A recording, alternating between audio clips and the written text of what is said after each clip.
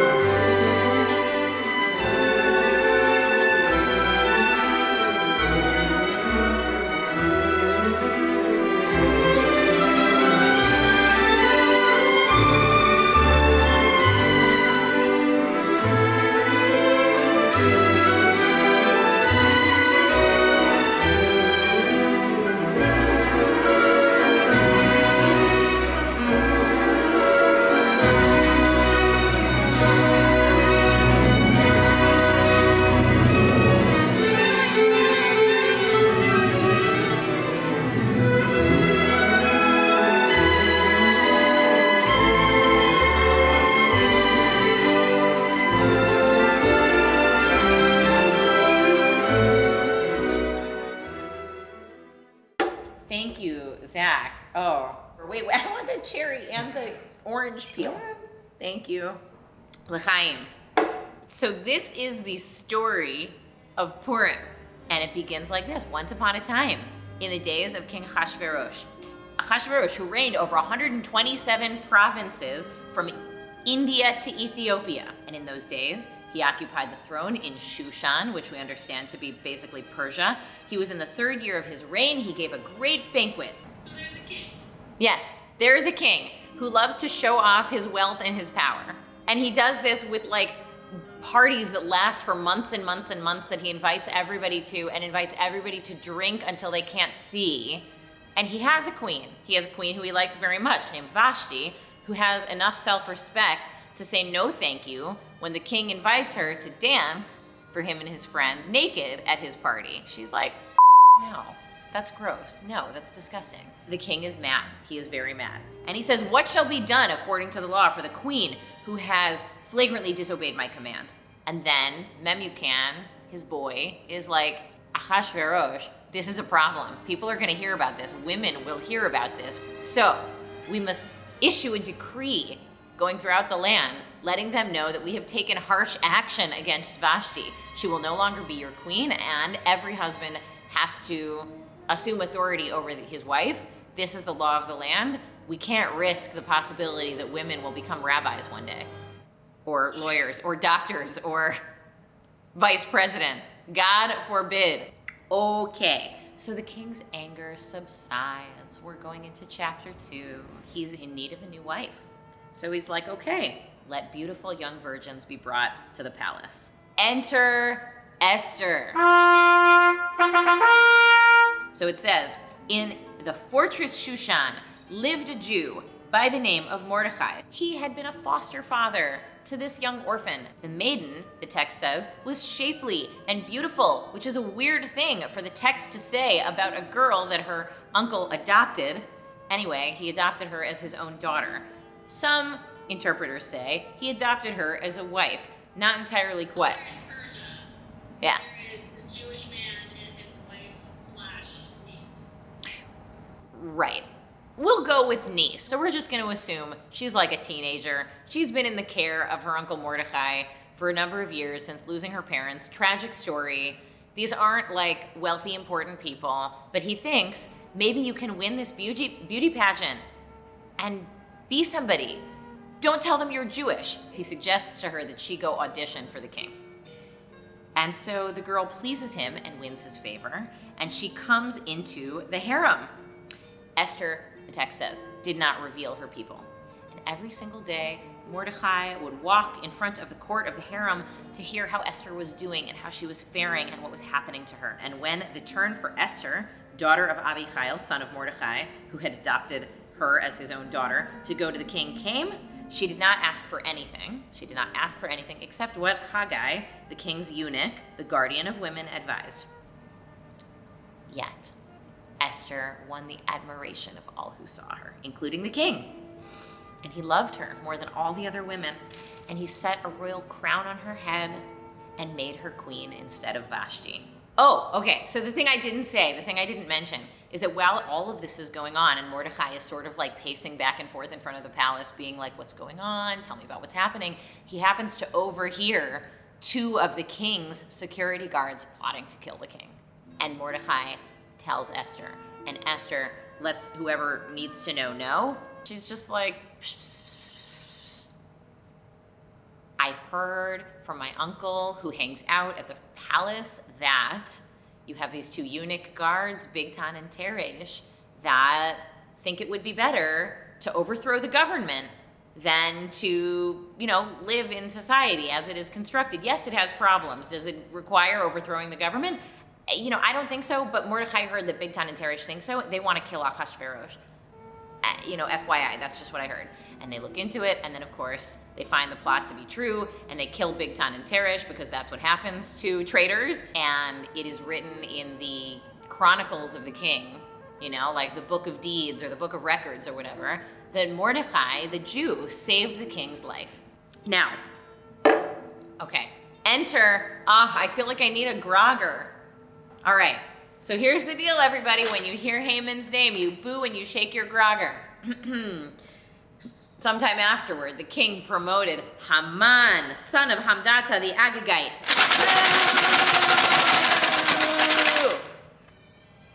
Okay, and all the king's courtiers and everybody bowed low to Haman, because that was the king's order concerning him. However, Haman walked by Mordecai, who we know was hanging out by the front of the castle, and Mordecai did not bow. Haman's like, why are you disobeying the king's order? And Mordecai is like, I'm Jewish. I don't do that. I don't eat pork. I don't have a Christmas tree. I don't know. I don't bow to people. I don't bow to men. It's not a thing Jews do. And Haman's like, do it anyway. And he's like, no, that's coercion. That's I didn't think we lived in that kind of society, man. And Haman slinks away and decides to destroy not only Mordecai, but all of Mordecai's people. Okay, I get the sense that Haman either had a very unhappy childhood, wasn't liked by people, it's not clear. He is insecure and needs everybody to bow to him to make him feel big, like he's a big man. And when Mordecai doesn't bow to him, he feels mad. Haman goes to the king and says, there is a people. It's very ominous. There is a people. They have infiltrated the kingdom. They are everywhere. They don't observe your laws. They don't follow the rules that everybody else follows. It is not in your interest to tolerate them. You should get rid of them. Here, allow me to design a plan to annihilate, destroy, and kill them, all of them, not just the men, the women, the children, all of them, plunder their possessions. It is like, the Nazis went ahead and just took a page out of Haman's playbook and were like, check, check, check. That's like the nature of the decree. That is the nature of the hatred, the fear, the anger, whatever he's feeling, he channels it into annihilation. The king's like, cheers, man. Okay, here's my ring. And the decree goes out, and on that day, Shushan is dumbfounded, and the king and Haman sit down to lunch. Everybody else is like, their chins on the floor, like, what? What just happened? And chapter 4 begins. Chapter 4 is a really good one. I mean, from here on out, they're all really good, but it's some of my favorite lines from Jewish text are in this particular chapter. Mike, I need you to walk me home. Yeah, I got it. I'm gonna make that fuck you for sure. So happy to. Anything in the shadow of, a national policy to kill your entire people isn't funny, but then it's like, this is funny. Mordecai sits at the gate wearing sackcloth and ashes, as is the Jewish mourning practice. He has heard the decree that has gone out from the palace, which is that on the 13th day of the month of Adar, he and his people are to be annihilated, destroyed, killed at the request of the king. And Esther's like, oh my God, that's so embarrassing. And she tells her eunuch to send him some nicer clothes. She's like, here, take these. At which point, Mordecai sends her a note saying, do you know why I'm upset? Do you know why I'm wearing sackcloth and ashes at the gate here? It's because the king sent out a decree to annihilate all of your people. You have to say something to him, Esther. So Mordecai says to Hatak, tell Esther about this horrible thing. Hatak tells Esther. Esther says to Hatak, I worked really hard to get here. If any person, man or woman, enters the king's presence in the inner court without having been asked, they could be put to death. I haven't been summoned. I should not go. I'm not going. Sorry. No, when Mordecai was told what Esther had said, here's the message that he sent back to Esther. Don't imagine that you, among all of the Jewish people, will somehow be spared from this fate. We will be saved from some other place, but you will go down. I think my charitable read on him is that he really cares about his niece and he wants to make sure she's doing okay.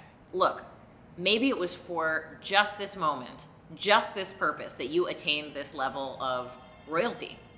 So, don't throw away your shot. And she sends this message back to Mordecai. Okay, go assemble the Jews of Shushan. Tell them to fast for 3 days for me. I and all of my women will fast, and I will do it. I will go to the king, and I will tell him. And so Mordecai went about the city just as Esther had commanded him. You're supposed to get to the point where you don't know the difference between Baruch Mordecai, blessed is Mordecai, and Arur Haman, cursed is Haman, which have the same gematria.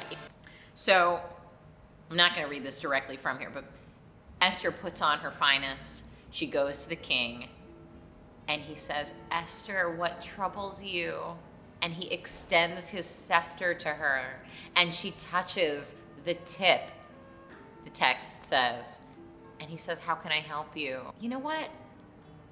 Would you come to a party? I want to throw a party for you and Haman. And he's like, sure, sweetie. And so they have a feast, and he says to her, what do you want, my love? Oh my God, this is so good. And she says, sweetheart, if I throw a party tomorrow, will you come with Haman? And he's like, yes, okay, sure. And so Haman leaves this party feeling amazing. He goes home to his own wife, Zeresh. And now when you say the name Zeresh, everybody has to go, Sss. Okay, join me. Sss. So he says to Zeresh, Sss. Oh my God, I just got invited to a party with Queen Esther and the king, and there was nobody else there, and it was just us three, and I feel so good. But, he says, this means nothing to me, because every time I leave the palace, I see that god-awful Mordecai.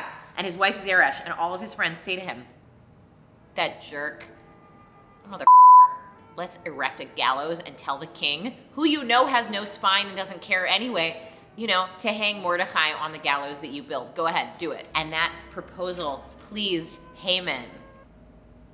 And he had the stake and the gallows erected. I don't know, maybe she's a little like Ivanka, Melania. She's worse than an enabler. So, we begin chapter 6. The king can't sleep. What happened to chapter 5? I just read you chapter 5, dude. Zach, what do you think of this story? Are you enthralled by this story? All right. Okay. So look, the king can't sleep.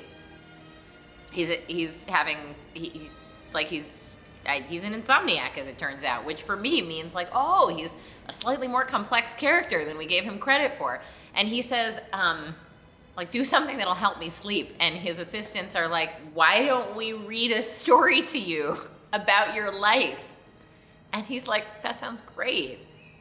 And there it was found, there it was written that there had been an assassination plot from Bigtan and Teresh that was foiled by Mordecai. And the king says, what has been done for this guy who saved my life? And they're like, nothing. Did he know before that this guy saved his life? Yes, but he forgot. He says, who is out in my court? Who's out there? And it turns out Haman had just like come to work. He just entered the court. And the king says, bring him in, bring him in. The king doesn't know that Mordecai and Haman have a thing. And so Haman happens to be in the courtyard. He's like, Haman, I have this guy I want to honor. How do I do it? And Haman is like, who else would the king want to honor if not me? Right? Because that's what you would think. You would be like, oh, obviously Rabbi Lizzi wants to honor me because anybody in that position is a total narcissist. And Haman's like, here's what I would want. I would want to be sat on a horse. I would want to be dressed in royal garb. I would want somebody to go before me shouting through the streets. This is what is given to the man who the king wants to honor. And the king is like, oh my God, Haman, you are a genius. Yes. So there's this guy, Mordecai. I don't know, maybe you've met him. He's sitting at the gate. Can you do that for him? And Haman's like,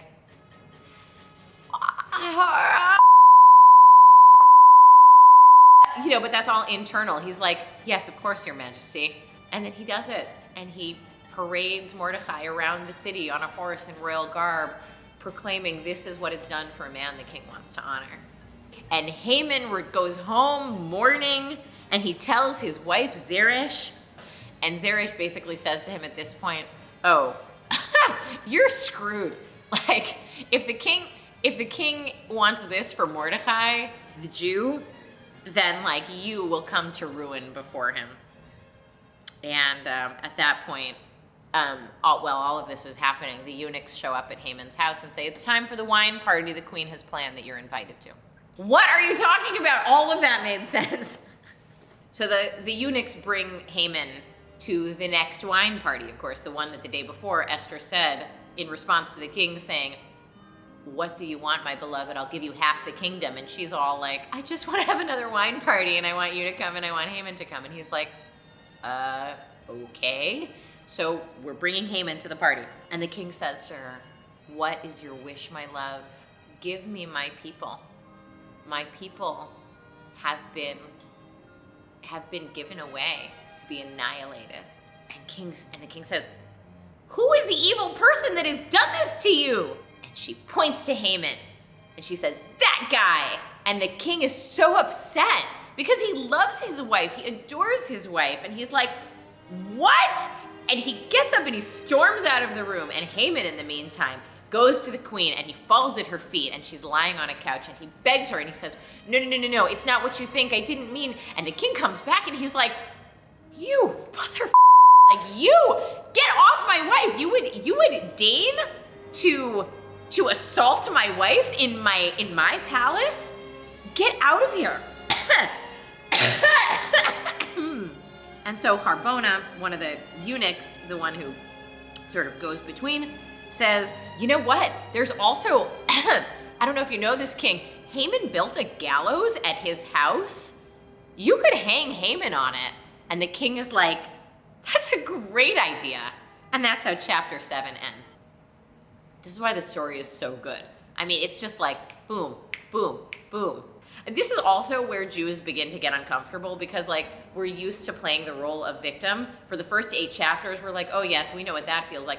So we haven't gotten there yet, but chapter 8 opens, King Ahasuerus transfers all of Haman's property to Esther, who gives it to Mordecai. Here, sweetheart, here, have all of Haman. Esther speaks to the king again, falling at his feet and weeping and beseeching him to avert the evil plot plotted by Haman the Agagite against the Jews. But an edict written in the king's name cannot be revoked. Sorry. And she's like, my love, my king, might you overturn that decree? And he's like, oh my God, sweetheart, I wish I could. I can't. It's not in my power. However, I can write a new decree that allows for you and all of your people to fight back. And she's like, okay, sweetheart. Yeah, sure. And they send that far and wide. Well, we haven't gotten to chapter 9 yet. The Jews fight back, and people are scared. People hide under their desks and in their homes. And the Jews come through with swords and destroy anybody who was even thinking about enforcing the king's decree. So in Shushan, that's 500 people. Outside of Shushan, that ends up being 75,000 people. But v'nahafohu, that's a really important little turn of phrase in Hebrew, v'nahafohu. And everything turned around. V'nahafohu, everything turned upside down. Can I just keep drinking this, please? Please? Like, what is Malort? You've never had Malort? No! Try it. Like eating grapefruit out of the trash.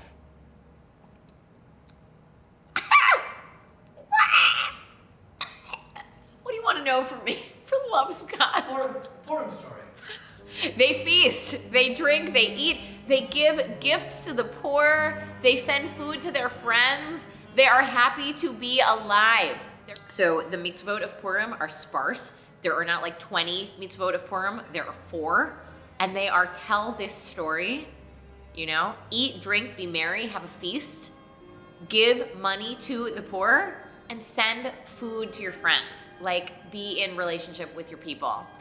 And the story ends with Mordechai and team basically being like, okay, for the rest of time, Jews will observe this holiday as a holiday of feasting and celebrating and giving food to your friends because you love them and giving money to the poor because, why? This is very important. You never know what role you play in the world. Some people are poor, some people are rich, and the truth is the scales of rich and poor and disadvantaged and advantaged and oppressed and empowered can flip on a dime.